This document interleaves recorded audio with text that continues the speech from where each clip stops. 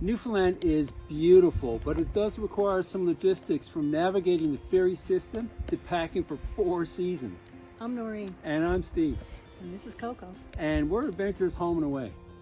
For 45 years, we've been exploring this beautiful province from corner to corner. And today we're sharing the absolute essentials, the things you need to know before you go, so you don't spend your vacation stuck in a lineup or lost on the highway. Let's get into it. First up, the booking reality.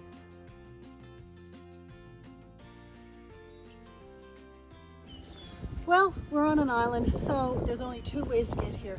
The ferry or an airline. Now, Newfoundland doesn't have a huge population, so there are only so many flights that come in and out, and even those flights aren't that big. So it's really important to book your flights early. Yes, also your vehicles. There's only so many vehicles that you can rent on here. Limited numbers. We've heard horror stories of people booking their flights and not even thinking about a car rental, and they get here and like, oops, nothing around. Also, the closer you get to coming here in the summertime, the more expensive the rentals are going to be. Yes, so make sure you get your car rental squared away and then get your flight squared away if you're coming flying. Okay, the other option is a ferry. Top 7 tips from going from Newfoundland to Nova Scotia, or right in our case, Nova Scotia, Newfoundland. So number 7, arrive at least 2 hours before boarding. Yeah, 2 hours before boarding. What else we got? We have pets. If you have a pet, Yeah. they can either stay in the vehicle, Yeah. you can rent a kennel, or you can have cabins. And the cabins are very limited, so you have to book them really far in advance. Number 5, when you're getting off the ferry, don't go down until they call the deck where your rig is parked. So they will call you, and if you're at the lowest or wherever it is, stay where you are. Rush. Do not come out. Yeah. Same if you have a cabin, stay in the cabin until they call your deck, or you'll be standing up there A forever. lot of people in line going down either the elevator or the stairs, and if you can, take the stairs. The elevator takes forever. Number 4, take a snack. Either have your lunch or your breakfast or whatever you have. Put some extra food in there just in case, some water, and you can pick up other things, but it's more expensive in there. Number 3, take gravel. You need it. You're going across the ocean. I know it doesn't sound like it's very much, 6 hours, still the ocean. Helps. Big waves and stomach gets upset. Yeah. Also, if I go in the nighttime, I'll take 2 and it'll knock me out for the whole night. Number 2, fill up your gas tank in Nova Scotia. It's a better way to start exploring in Newfoundland with a full tank. So just fill up over here on this side.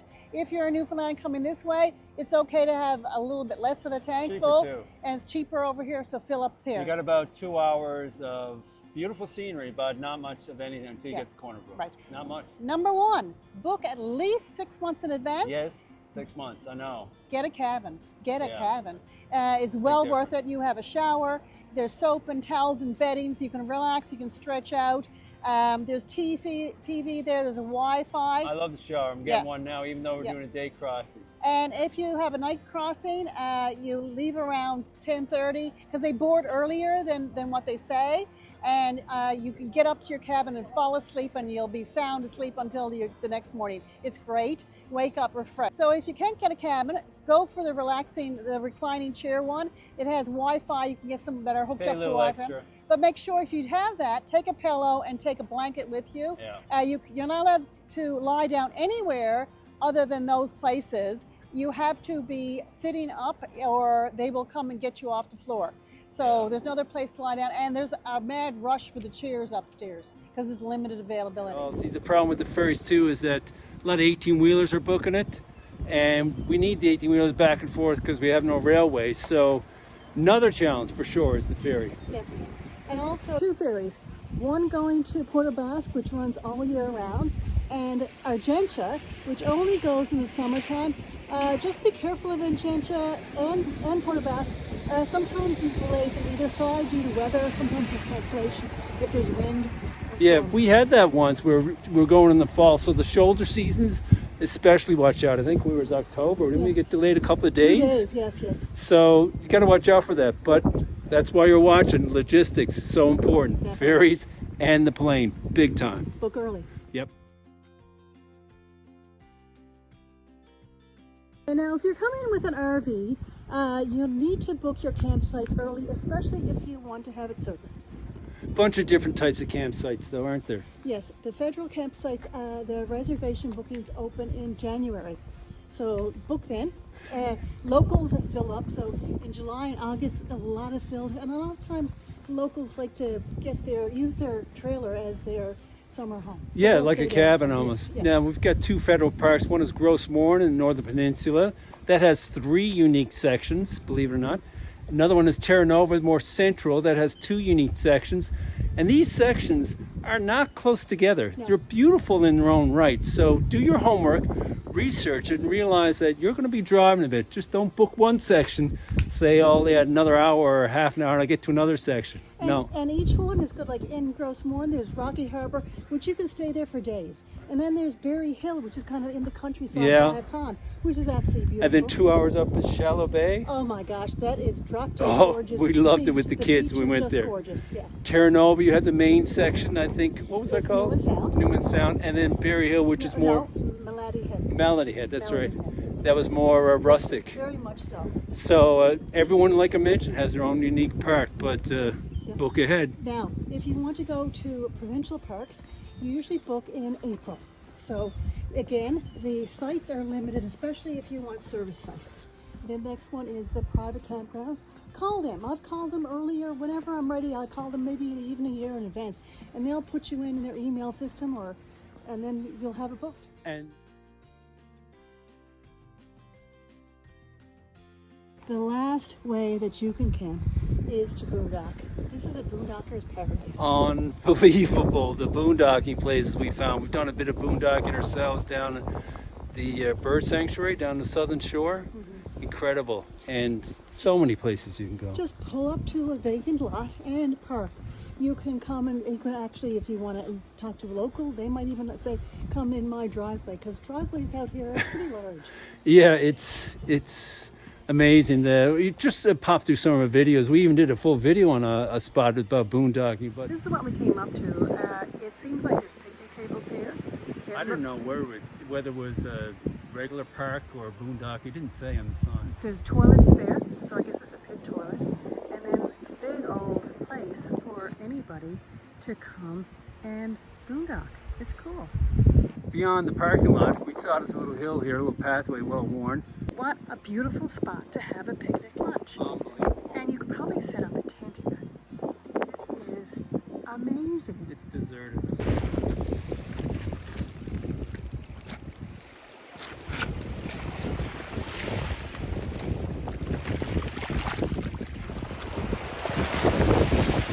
This is boondocking the pure sense. Right, so you need to bring your water. We have solar, so you have to make sure you have your own power and be totally off grid. Just warning about the road. We drove in our Honda Ridgeline steel Honda truck and no problem. Yeah. But I was about 50 kilometers an hour. I think you'd probably have to go pretty slow.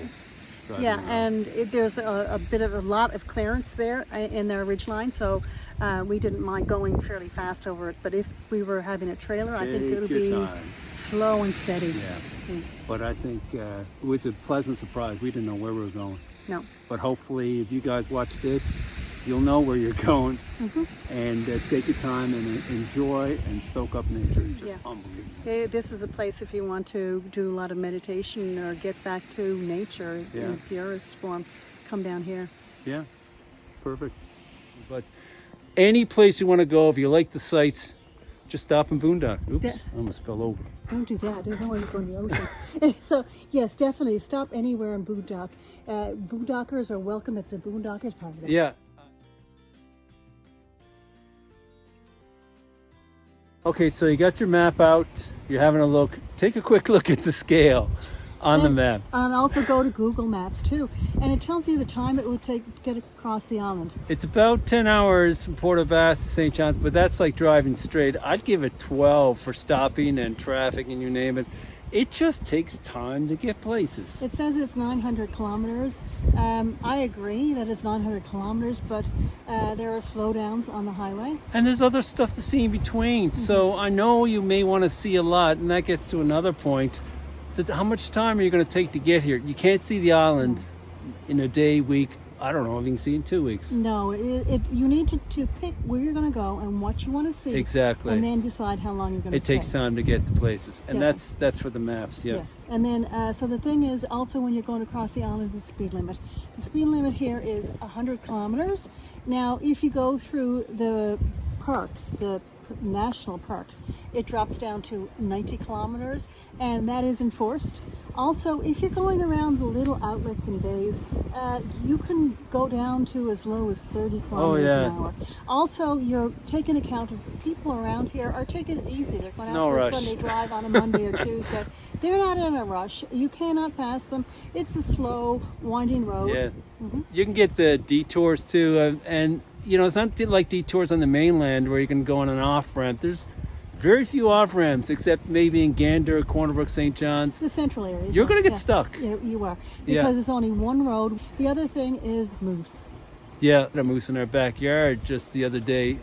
Moose are everywhere. They're out and about, and there's lots of accidents every single year. You see those signs, you know, they're not just up for signs, you never see anything, you will see it. So be careful driving in the early hours in the morning and the late hours of the evening. They are dangerous. They're so high in their legs, Yes. you hit a moose, boom. Now, if you're going up through Gros, Morne, you might be able to see caribou. Also, at Southern Shore around Torsco, you might be able to see caribou as well. Yeah, so moose are a real thing for sure. Watch out for the moose.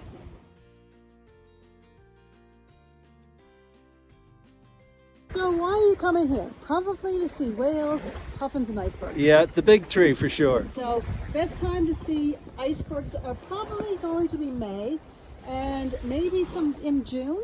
If you want to, you probably go to Fogo, Twillingate up that way. Twillingate, yeah, that's Iceberg Alley up there. Sometimes you get lucky, you can see them throughout the coast, but definitely up Twillingate. And Yeah. also you can go to Bonavista, has really fabulous for them. Later on in the season, maybe June, you might be able to see them in St. John's. Mostly May or June though, where it's a little chilly. Yes. Yeah, So that's when you come. that's for the icebergs. The next thing for puffins and birds and whales. So what happens is that the puffins and the birds come probably the same time. That will probably be in June into July. There's a few places you can see the puffins. That would be Elston Island. It's pretty close. You can see, not the island, but Elston. You can see right off the coast. You can walk up to them. They're just It's yeah. incredible. They'll come over and you can skip down and see them. They'll come right up close to you. Yeah, the other way is down in Bay Bull is about a half an hour outside of St. John's. You can see them on a tour. There's a whale and a puffin tour. Yes. So the whales you can see. Also, when we went this summer, we went to Cape St. Mary's. Oh my heavens, And yeah. you can watch them and see all the birds. St. down there. Vincent's not close to there, yeah. Now, St. Vincent's is where they come up, and it's almost like it drops off. So the beach is here, and it drops straight down. So you can hear the whales. Just from shore. If it's foggy, True. you can hear them. You can't see them because they're just so close. Yeah, I just want to mention about St. Mary's Bird Sanctuary where we went. We did a video on that, but you don't see puffins there, so don't go thinking you're going to see puffins. No. Tons of birds, amazing birds, And whales. but not the puffins. Right. So that's the puffins and the whales and the icebergs. Right.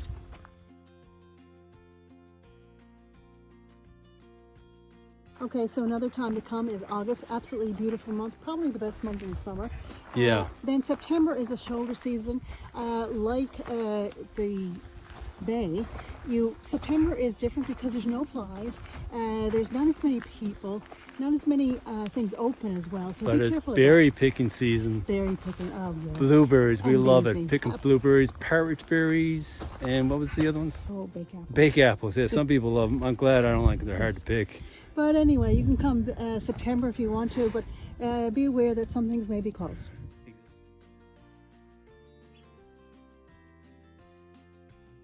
Google can answer lots of questions, but asking a person local is far better. Far better for sure, yep. You'll get those places to eat and little places to see and things to do locally. You never even think about. And eating, I think, is a big deal for us. Oh, We I love found the best fish and chips in Newfoundland, and we love fish and chips. We asked 2 or 3 locals and they said the same thing. Yeah, and that was the key for sure. That's what we had. And speaking of locals, usually locals have their own, well, in the tourist industry, have their own way of screeching you in. I know that's a big deal with the tourists.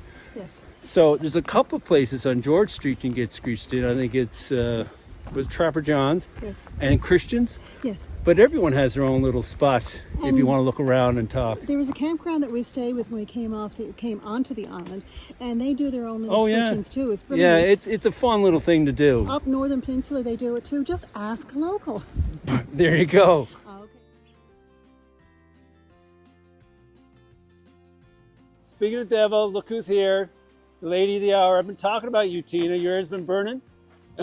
No, but my nose been itching. She talks a lot when she's off camera. Are you going to talk on camera? That's the question. You getting a little nervous? A little bit. No problem. No, is there anything else you got to say about the site? I think what I was saying is that it's like Boondocking Plus. Is that sort of what you say about it? Pretty much. Yeah, and all these people aren't, I like the way you say they're guests, not the campers. They're not. To me, they are guests and they become family when they leave. Yeah, and so when you stop here, this is the face of the camp. That's you. right. I'm the heart of the skin. And you're a sweetheart, so I'm glad I was able to take a few videos of it. I won't force you any more longer to be on the camera. I think no matter where you go in rural Newfoundland, if you're close to the water, you're in for a treat. It is something. And I'm a Newfoundlander born and bred, and Yep. I am gobsmacked. Absolutely. And if there's any of your viewers that are not from Newfoundland, my one piece of advice would be to get off at the Trans-Canada Highway. Exactly. And if you want to see history and the way it was and what you think Newfoundland should be about, you need to get to the water. And see people like you. But you are the person that I'm going to come back to see. When I saw you, it was like I knew you for 10 years. Well, you're coming to my home to have a cup of tea. You're right. So I'm here at Colony of Avalon with Lulu, and you were just saying you started when? I started here, well, this is my 5th year as the supervisor for Heritage Interpretation at the Colony. Yeah, and you born here, born and bred? Born and raised here. My dad So many was, years ago. Don't tell me how many years ago. I won't tell you that. My dad was a sheep farmer from Ferryland. We have a big family of us, 14 kids, and I've been here my whole life. And it's interesting because I'm a Newfoundlander, you're a Newfoundlander, but anyone listening, we sound a little different. That's It's all because- about the different shores, isn't it? Right. That's because I'm on the Irish League. Irish And League. the most of the smaller communities, especially in this area that we're on right now, have a little bit more of an Irish brogue. Do you get many people come from Ireland saying? We do, and we don't sound nothing like them No? once they start talking. No, because theirs is so rich and real. Yeah. And not that ours isn't as well, because there's lots of families from here that are right out of Ireland. It's just that... Are they surprised to hear the brogue? They are. Yeah. A lot of them are, for sure. But yeah, some of us sound a little bit more than others do. Yeah.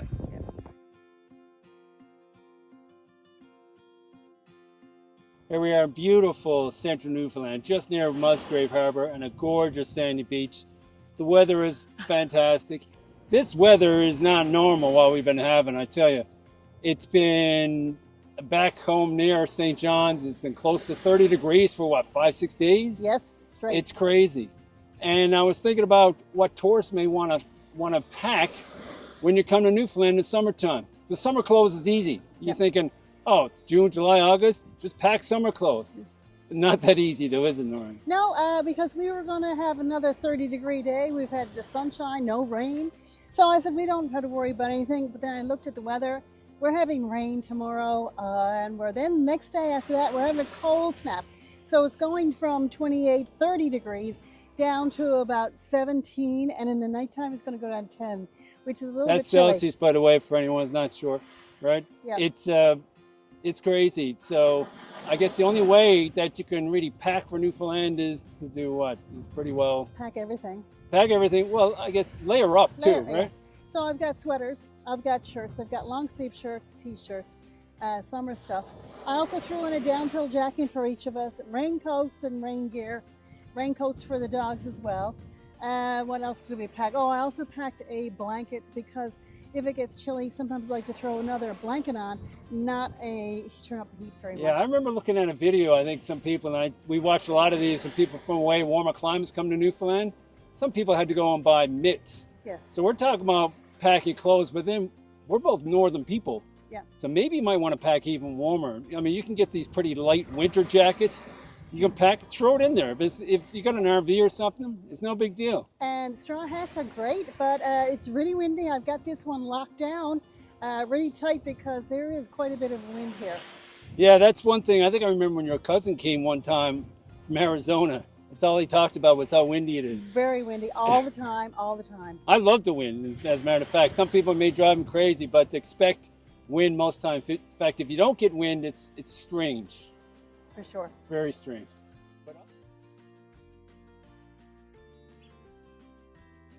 In Newfoundland, a lot of places are slow down and take it easy and enjoy the moment. Yeah, we've been all over North America, and it seems like people are move, move, move.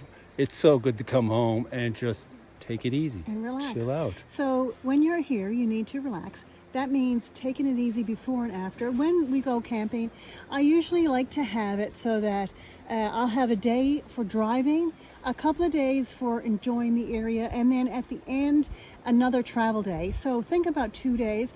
You may want to have it so that you have a buffer zone. Yeah. We've had people who said, oh yeah, we had car trouble or we had a tire flat, we had to go and do a detour. It's not like, oh, I'm going to do a detour and get a new tire. No, you have to go at least 2 or 3 hours, Yeah. especially if you're out around Twillingate up that way. That sort of gets back to the whole idea of slowing down, how much time you're going to take. We mentioned that earlier. You know, Yes. you've got to realize not only your time you want to go see things, but see things at a slower pace. Definitely. Beyond the maps and the bookings, the best advice we can give you is to talk to the locals once you get here. Oh, exactly. Take your time, enjoy the conversation, because that's where the memories are made. Definitely. Yeah, so this has been Adventures Home and Away, and if you enjoy this video, and you want to keep up with all of our adventures, be sure to like and subscribe. Take care. See you later.